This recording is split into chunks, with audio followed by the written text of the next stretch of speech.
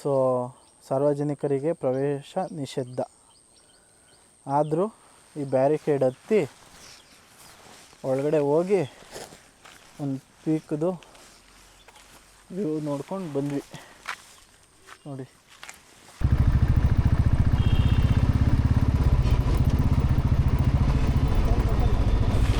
ನಮಸ್ತೆ ಕರ್ನಾಟಕ, ಎಲ್ಲರೂ ಹೇಗಿದ್ದೀರಾ? ಎಲ್ಲರೂ ಚೆನ್ನಾಗಿದ್ದೀರಾ ಅಂದ್ಕೊಂಡಿದ್ದೀನಿ. Welcome back to my channel. ಇವತ್ತು ನಾವು ಹೋಗ್ತಾ ಇರೋ ಜಾಗ ಬಂದು DD ಹಿಲ್ಸ್ ಅಥವಾ ದೇವರಾಯನ ದುರ್ಗ. ಸೊ ಇವಾಗ ಟೈಮ್ ಬಂದು ಕರೆಕ್ಟಾಗಿ 6:30. ಬನ್ನಿ ಜರ್ನಿ ಸ್ಟಾರ್ಟ್ ಮಾಡೋಣ.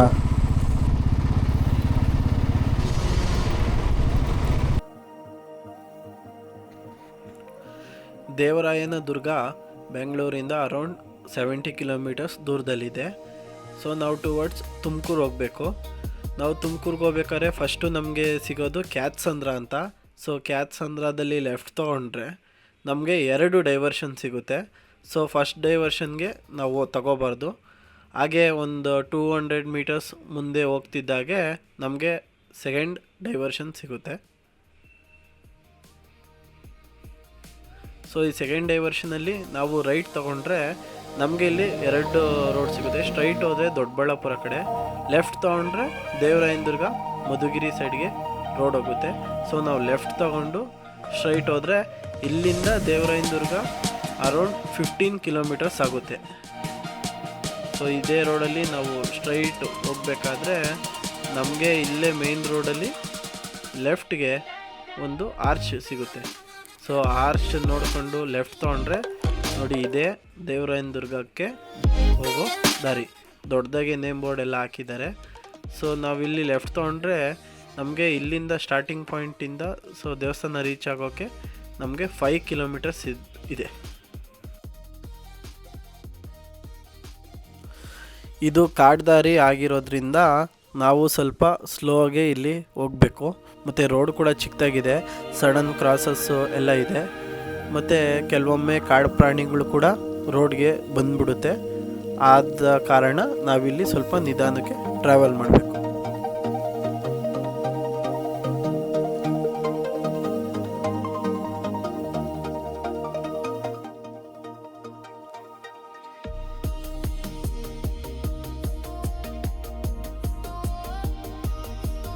ಹಾಗೇ ಸ್ವಲ್ಪ ಮುಂದೆ ಬರ್ತಿದ್ದಾಗ ನಮಗೆ ಮೊದಲು ಸಿಗೋ ಜಾಗನೇ ಇದು. ಇದರ ಹೆಸರು ದೇವರಾಯನ ಕಟ್ಟೆ ಅಥವಾ ದೇವರಾಯನ ಕೊಳ. ಇದಕ್ಕೆ ದೇವರಾಯನ ಕೊಳ ಅಂತ ಏನಕ್ಕೆ ಹೆಸರು ಬಂತು ಅಂದರೆ, ಇದು ಆಗಿನ ಕಾಲದಲ್ಲಿ ಪರಿಸರ ನಿರ್ಮಿತವಾಗಿರುವ ಕಟ್ಟೆ. ಈ ಜಾಗವನ್ನು ಅಥವಾ ಈ ಕೋಟೆಯನ್ನು ನಮ್ಮ ಮೈಸೂರಿನ ಒಡೆಯರಾದ ಚಿಕ್ಕ ದೇವರಾಜ ಒಡೆಯರ್ ಅವರು ಆಕ್ರಮಿಸಿಕೊಂಡ ನಂತರ ಈ ಕಟ್ಟೆಗೆ ಅವರ ಹೆಸರನ್ನೇ ಇಡಲಾಗಿದೆ.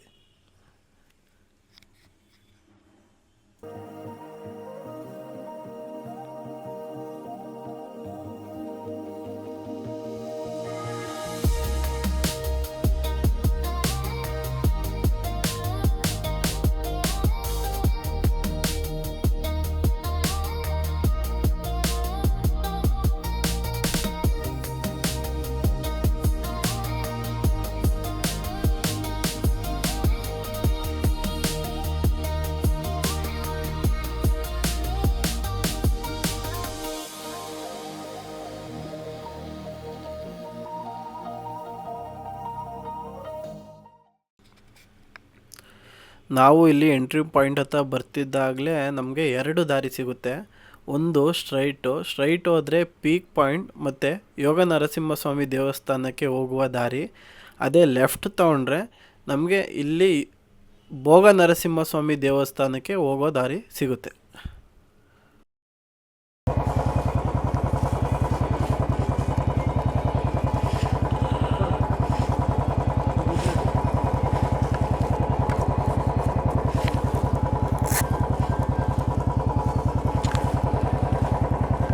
ಓಪನ್ ಇಲ್ಲ, ಸುಮ್ಮನೆ ಹೋಗ್ಬೋದು ಅಷ್ಟೇ. ಈಗ 9 ಗಂಟೆಗೆ ಓಪನ್ ಅಲ್ವಾ? ಕರೆಕ್ಟಾಗಿ 9ಕ್ಕೆ ಆಗುತ್ತಾ? 9:30 10 ಗಂಟೆಗೆಲ್ಲ ಪೂಜೆ. ಸರಿ, 8:00ವರೆಗೆ. ಹೌದಾ? ಸರಿ.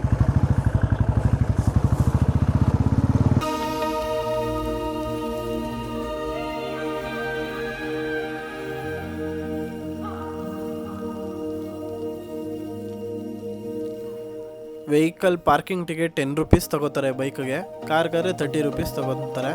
ನಾವು ಹಂಗೆ ಮುಂದೆ ಬರ್ತಿದ್ದಾಗ ನಮಗೆ ಫಸ್ಟು ಸಿಗೋದೇ ಇದು ಟ್ರೆಕ್ಕಿಂಗ್ ಸ್ಟಾರ್ಟ್ ಆಗುತ್ತೆ, ಅಂದರೆ ಸ್ಟೆಪ್ಸ್ ಮುಖಾಂತರ. ಸೊ ಟೆಂಪಲ್ನ ರೀಚ್ ಆಗೋಷ್ಟರಲ್ಲಿ ಅರೌಂಡ್ 1000 ಸ್ಟೆಪ್ಸ್ ಸಿಗುತ್ತೆ.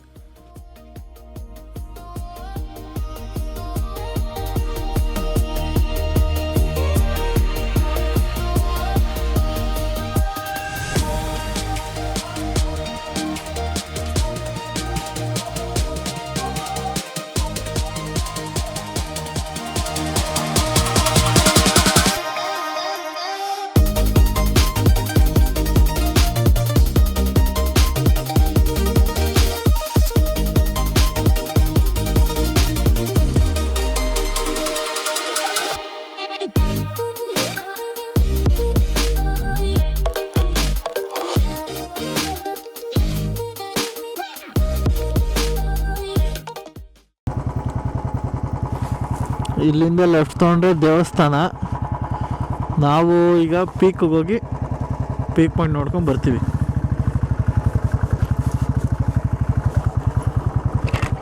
ಗುರು ಏನಿತ್ತು ಕತೆ? Peak close ಮಾಡಾಕ್ಬಿಟ್ಟವ್ರೆ.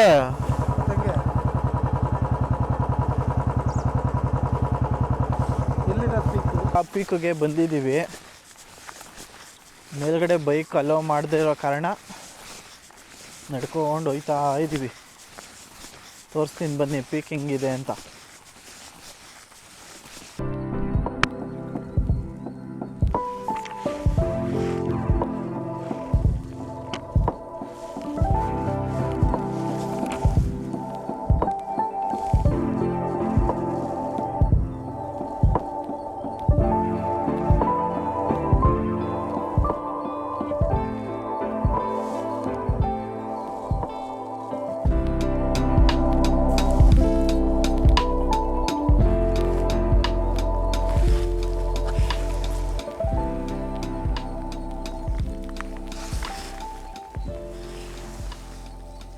ನೋಡಿ ಕೆಳಗಡೆ ರೋಡೆಲ್ಲ ಕಾಣ್ತಿದೆ, ಬಟ್ ಏನಂದರೆ ಫುಲ್ಲು ಫಾಗ್ ಇದೆ, ಆದ್ದರಿಂದ ಏನೂ ಕಾಣ್ತಾ ಇಲ್ಲ.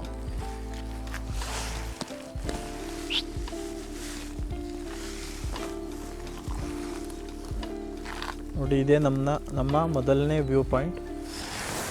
ಇನ್ನೂ ಮೇಲ್ಗಡೆ 2 ವ್ಯೂ ಪಾಯಿಂಟ್ ಇದೆ, ಅಲ್ಲಿಗೆ ಬಿಡಲ್ಲ, ಏನಕ್ಕೋ ಫುಲ್ಲು ರೆಸ್ಟ್ರಿಕ್ಷನ್ ಮಾಡಿದ್ದಾರೆ, ಪೊಲೀಸ್ ಬ್ಯಾರಿಕೇಡೆಲ್ಲ ಹಾಕಿದ್ದಾರೆ. ನಾವು ಇದೊಂದು ವ್ಯೂ ಪಾಯಿಂಟ್ ಆದರೂ ನೋಡೋಣ ಅಂದ್ಬಿಟ್ಟು ದಾಟ್ಕೊಂಡು ಬಂದ್ವಿ. ದೇವರಾಯನದುರ್ಗ ಬೆಟ್ಟ ಸಮುದ್ರದ ಮಟ್ಟಕ್ಕಿಂತ 3960 ಅಡಿ, ಅಂದರೆ ಸುಮಾರು 4000 ಅಡಿ ಸಮುದ್ರದ ಮಟ್ಟದಿಂದ ಮೇಲ್ಗಡೆ ಇದೆ. ಮತ್ತು ಈ ಬೆಟ್ಟಕ್ಕೆ ದೇವರಾಯನದುರ್ಗ ಬೆಟ್ಟ ಅಂತ ಹೆಸರು ಬರೋಕ್ಕೆ ಇನ್ನೊಂದು ಕಾರಣ ಏನಂದರೆ, ನಮ್ಮ ಮೈಸೂರಿನ ಚಿಕ್ಕದೇವರಾಜ ಒಡೆಯರ್ ಅವರು 17ನೇ ಶತಮಾನದಲ್ಲಿ ಈ ಬೆಟ್ಟವನ್ನು ವಶಪಡಿಸ್ಕೊಂಡ್ರು. ಅದಕ್ಕಿಂತ ಮುಂಚೆ ಈ ಬೆಟ್ಟವನ್ನು ಜಡಕ ಬೆಟ್ಟ ಅಂತ ಕರೀತಿದ್ರು. ಜಡಕ ಅಂದರೆ ಇಲ್ಲಿನ ಪಾಳೆಗಾರ, ಅವರು ಈ ಬೆಟ್ಟನ ಮೊದಲು ಆಳ್ತಿದ್ರಿಂದ ಮೊದಲು ಜಡಕನ ಬೆಟ್ಟ ಅಂತ ಇದ್ದರು. ಅದಾದಮೇಲೆ ನಮ್ಮ ಚಿಕ್ಕದೇವರಾಜ ಒಡೆಯರ್ ಅವರು ಈ ಬೆಟ್ಟವನ್ನು ವಶಪಡಿಸ್ಕೊಂಡ್ಮೇಲೆ ಇದಕ್ಕೆ ದೇವರಾಯನದುರ್ಗ, ದೇವರಾಜ ಬೆಟ್ಟ, ದೇವರಾಯನ ಬೆಟ್ಟ ಅನ್ನೋ ಥರ ಹೆಸರು ಬಂದು ಇದು ದೇವರಾಯನ ಬೆಟ್ಟ ಆಗಿದೆ.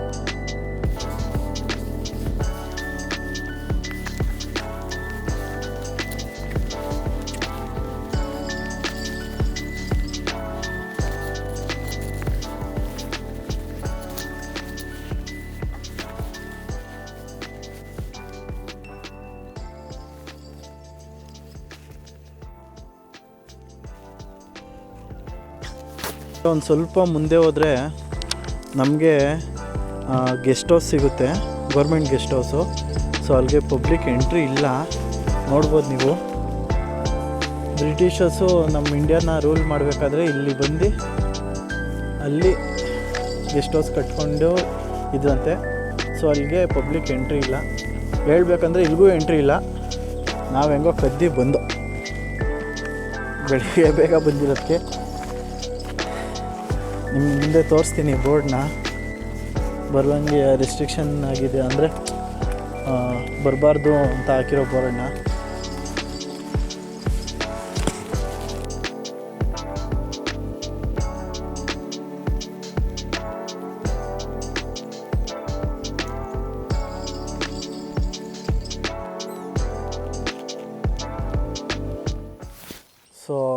ಸಾರ್ವಜನಿಕರಿಗೆ ಪ್ರವೇಶ ನಿಷಿದ್ಧ. ಆದರೂ ಈ ಬ್ಯಾರಿಕೇಡ್ ಹತ್ತಿ ಒಳಗಡೆ ಹೋಗಿ ಒಂದು ಪೀಕ್ದು ವ್ಯೂ ನಾವು ಇಲ್ಲಿ ವಾಚ್ಮೆನ್ನ ಏನಕ್ಕೆ ಇದು ಕ್ಲೋಸ್ ಮಾಡಿದ್ದೀರಾ, ಮುಂಚೆ ಎಲ್ಲ ಬಿಡ್ತಾ ಇದ್ರಲ್ಲ ಅಂತ ಕೇಳಿದಾಗ ನಮ್ಗೆ ಗೊತ್ತಾಗಿದ್ದ ಸಂಗತಿ ಏನಂದರೆ, ಈವ್ನಿಂಗ್ 5ಗೆಲ್ಲ ಬೆಟ್ಟ ಕ್ಲೋಸ್ ಆದಮೇಲೆ ಇಲ್ಲಿ ಕೆಲವು ಜನ ಬಂದು ಡ್ರಿಂಕ್ಸ್ ಎಲ್ಲ ಮಾಡಿ ಅದ್ರ ವೇಸ್ಟ್ ಎಲ್ಲ ಇಲ್ಲಿ ಎಸ್ತೋಗ್ತಿದ್ರು. ಅದರಿಂದ ಪರಿಸರಕ್ಕೂ ಹಾನಿ ಮತ್ತು ಇಲ್ಲಿ ಓಡಾಡೋರ್ಗೂ ತೊಂದರೆ ಆಗುತ್ತೆ ಅನ್ನೋ ಕಾರಣದಿಂದ ಕಂಪ್ಲೀಟಾಗಿ ಎಲ್ಲರಿಗೂ ಇದನ್ನು ಕ್ಲೋಸ್ ಮಾಡಿಬಿಟ್ಟಿದ್ದಾರೆ. ನೋಡಿ, ಯಾರೋ ಕೆಲವು ಜನ ಮಾಡಿರೋ ಒಂದು ತಪ್ಪಿಂದ ಇಲ್ಲಿ ಇದನ್ನು ನೋಡೋಕ್ಕೆ ಬಂದಿರೋರ್ಗೂ ತೊಂದರೆ, ಯಾರಿಗೂ ಬಿಡ್ದಂಗೆ ಕ್ಲೋಸ್ ಮಾಡಿಬಿಟ್ಟಿದ್ದಾರೆ.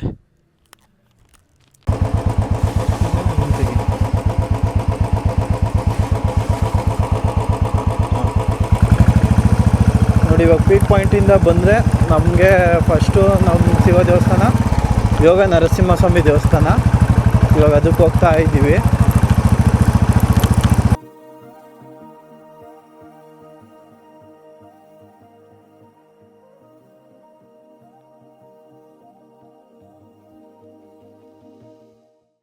ಯಾರು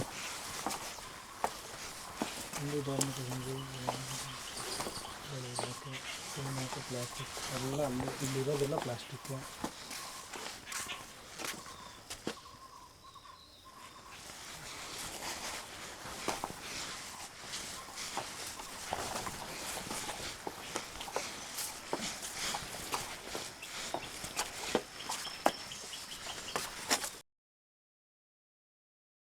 ಪಾರ್ಕ್ ಮಾಡೋ ಜಾಗ ಅಂತ ತೋರಿಸು. ನೋಡಿ, ಇದೇ ಪಾರ್ಕಿಂಗು. ಇಲ್ಲಿ ಬೈಕ್ನ ಮತ್ತು ಕಾರ್ನ ಪಾರ್ಕ್ ಮಾಡ್ಬೋದು. ಪಾರ್ಕ್ ಮಾಡಿ ಇಲ್ಲಿದೆ ಸ್ಟೆಪ್ಸು. ಸೊ ಈ ಸ್ಟೆಪ್ಸ್ ಮುಖಾಂತರ ನಾವು ಮೇಲ್ಗಡೆ ದೇವಸ್ಥಾನಕ್ಕೆ ನಡ್ಕೊಂಡು ಹೋಗಬೇಕು. ಇಲ್ಲಿಂದ ಒಂದು 1/2 ಕಿಲೋಮೀಟರ್ ಆಗುತ್ತೆ ಅಷ್ಟೇ.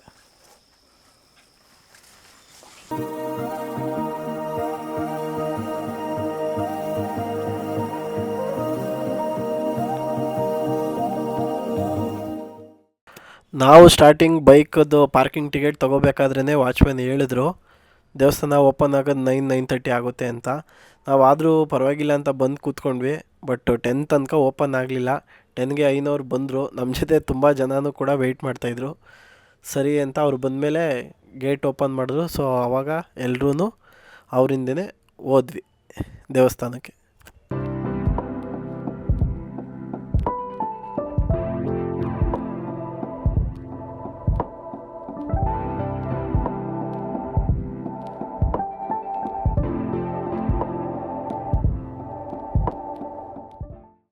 ಈ ಸುಂದರವಾದ ಪರಿಸರದ ಸೌಂದರ್ಯವನ್ನು ಸವಿಯುತ್ತಾ ಮೇಲೆ ಬಂದ್ವಿ. ಇಲ್ಲಿ ಮೇಲ್ಗಡೆ ಒಂದು ತುಂಬ ವಿಶೇಷವಾಗಿರೋ ಜಾಗ ಇದು. ಈ ಜಾಗದ ವಿಶೇಷತೆ ಏನಂದರೆ, ಇಲ್ಲಿ ಬ್ರಹ್ಮದೇವರು ಸುಮಾರು 2000 ವರ್ಷಗಳ ಕಾಲ ಯೋಗ ತಪಸ್ಸನ್ನು ಮಾಡಿ ವಿಷ್ಣುವನ್ನು ಸ್ಮರಿಸ್ತಾರಂತೆ. ಆಗ ಇಲ್ಲಿ ಪ್ರತ್ಯಕ್ಷವಾದ ವಿಷ್ಣುವು ಲಕ್ಷ್ಮೀ ನರಸಿಂಹಸ್ವಾಮಿಯ ರೂಪದಲ್ಲಿ ಅವತಾರ ತಾಳಿ ಇಲ್ಲಿ ಬ್ರಹ್ಮದೇವರಿಗೆ ಆಶೀರ್ವಾದ ಮಾಡ್ತಾರಂತೆ. ನೋಡಿ, ಇವಾಗ ನಾವು ನೋಡ್ತಾ ಇದ್ದೀವಲ್ಲ ಜಾಗ, ಅದು ಕಿಂಡಿ ಅಂದರೆ ಅಲ್ಲಿಯೇ ಬ್ರಹ್ಮದೇವರು ತಪಸ್ಸು ಮಾಡಿ ಶ್ರೀ ವಿಷ್ಣುವನ್ನು ಒಲಿಸಿಕೊಂಡ್ರು ಅಂತ ಹೇಳ್ತಾರೆ. ಮುಂಚೆ ಅಲ್ಲಿ ಒಳಗಡೆ ಹೋಗಿ ಬಿಡ್ತಾ ಇದ್ರಂತೆ, ಆದರೆ ಈಗ ಬಿಡೋದಿಲ್ಲ, ಅಲ್ಲಿಗೆ ನಿರ್ಬಂಧ ಮಾಡಿದ್ದಾರೆ.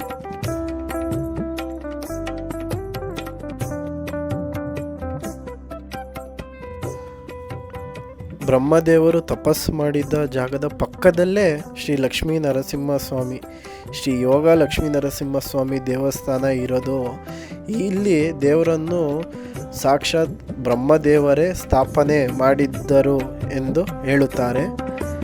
ಇಲ್ಲಿ ಅವರು ಯೋಗದ ರೂಪದಲ್ಲಿ ಶ್ರೀ ವಿಷ್ಣು ಬ್ರಹ್ಮದೇವರಿಗೆ ಪ್ರತ್ಯಕ್ಷವಾಗಿ ಆಶೀರ್ವದಿಸಿದ ಕಾರಣ ಬ್ರಹ್ಮದೇವರು ಇಲ್ಲಿ ಯೋಗ ಲಕ್ಷ್ಮೀ ನರಸಿಂಹಸ್ವಾಮಿ ದೇವರನ್ನು ಸ್ಥಾಪಿಸಿದ್ದಾರೆ.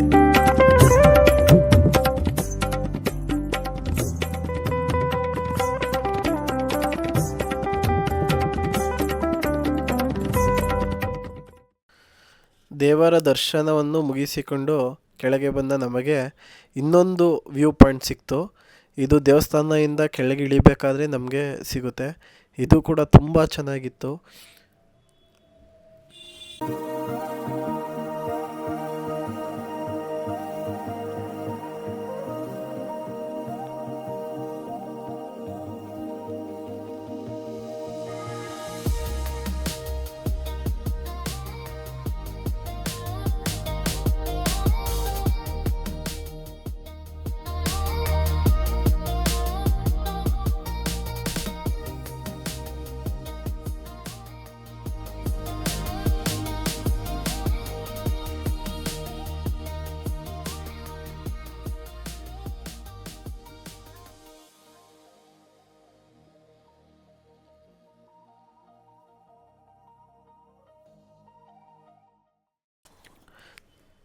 ವ್ಯೂ ಪಾಯಿಂಟ್ ಎಲ್ಲ ಮುಗಿಸ್ಕೊಂಡು ಹಂಗೆ ಬೆಟ್ಟದಿಂದ ಕೆಳಗಡೆ ಬಂದರೆ ನಮಗೆ ಸಿಗೋದು ಇನ್ನೊಂದು ದೇವಸ್ಥಾನ ಸಿಗುತ್ತೆ.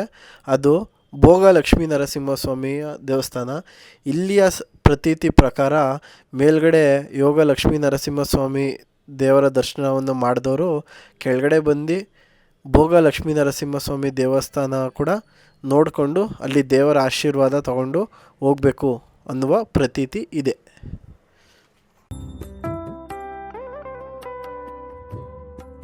ಶ್ರೀ ಭೋಗ ಲಕ್ಷ್ಮೀ ನರಸಿಂಹ ಸ್ವಾಮಿಯ ದೇವಸ್ಥಾನಕ್ಕೂ ತುಂಬ ಹಳೆಯ ಇತಿಹಾಸವಿದೆ. ಇಲ್ಲಿಯ ನಂಬಿಕೆಯ ಪ್ರಕಾರ ಇಲ್ಲಿ ಭೋಗಲಕ್ಷ್ಮೀ ನರಸಿಂಹ ಸ್ವಾಮಿಯನ್ನು ಸ್ವತಃ ಶ್ರೀ ದುರ್ವಾಸ ಮುನಿಯವರೇ ಬಂದು ಇಲ್ಲಿ ಸ್ಥಾಪನೆ ಮಾಡಿದ್ರು ಅನ್ನುವ ನಂಬಿಕೆ ಇದೆ.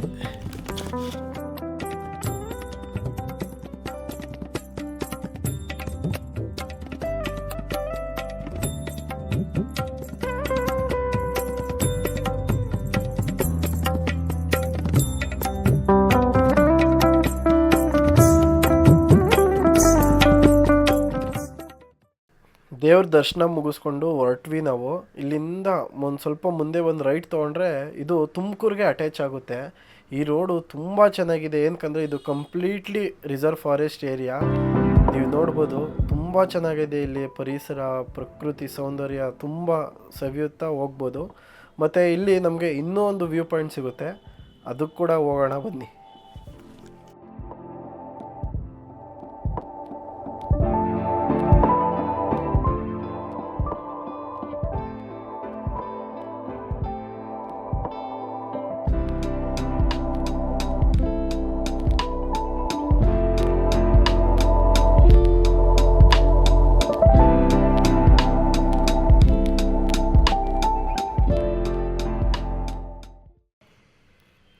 ನೋಡಿ, ಇದೇ ಆ ವ್ಯೂ ಪಾಯಿಂಟು.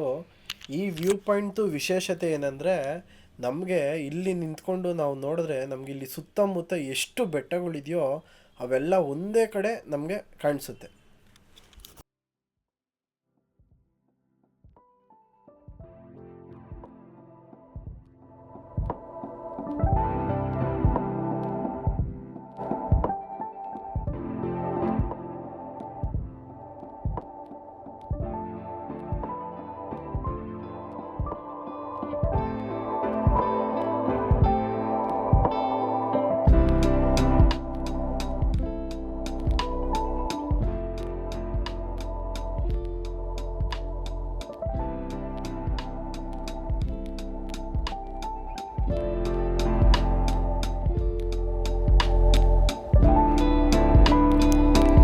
ವ್ಯೂ ಪಾಯಿಂಟ್ ಎಲ್ಲ ನೋಡ್ಕೊಂಡು ಹಂಗೆ ಮುಂದೆ ಬರಬೇಕಾದ್ರೆ ನಮಗೆ ಇನ್ನೊಂದು ಜಾಗ ಸಿಕ್ತು. ಈ ಜಾಗದ ಹೆಸರು ಬಂದು ನಾಮದ ಚಿಲುಮೆ ಅಂತ. ಇದಕ್ಕೆ ನಾಮದ ಚಿಲುಮೆ ಅಂತ ಹೆಸರು ಏನಕ್ಕೆ ಬಂತಂದರೆ, ಶ್ರೀರಾಮನು ವನವಾಸದಲ್ಲಿರುವಾಗ ಅವ್ರಿಗೆ ಕುಡಿಯೋಕ್ಕೆ ನೀರು ಸಿಗ್ದಲೇ ಇದ್ದಾಗ ಇಲ್ಲಿ ಬೆಟ್ಟದಲ್ಲಿ ಶ್ರೀರಾಮ ಬಾಣ ಬಿಟ್ಟು ನೀರು ಬರೋ ರೀತಿ ಮಾಡಿದ್ರಂತೆ.